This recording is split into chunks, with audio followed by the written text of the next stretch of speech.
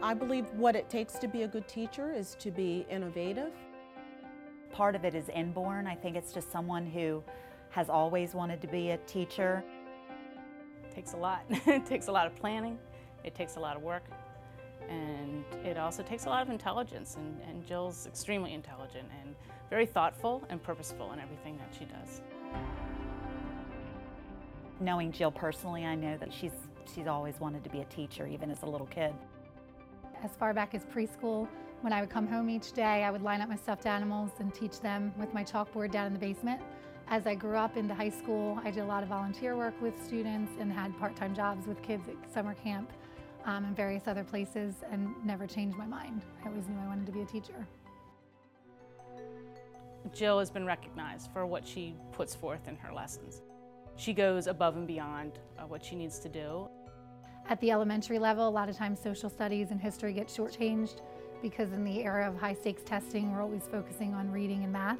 And I think that it gives affirmation to the fact that social studies is important and that kids need to spend time doing it. When I heard that I won the award, I was honestly shocked. I know that there were 51 candidates, and I'm sure they were all amazing history teachers, so to have the honor to represent all of them made me extremely proud.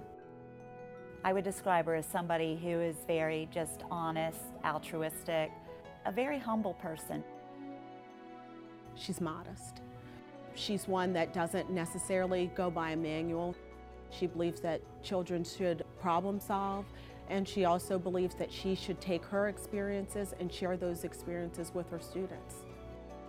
I think my method is to just try to make it fun and try to make it engaging. I think if you do less lecture and give them the opportunity to talk and actually participate in the lessons, it keeps them engaged and allows them to enjoy school.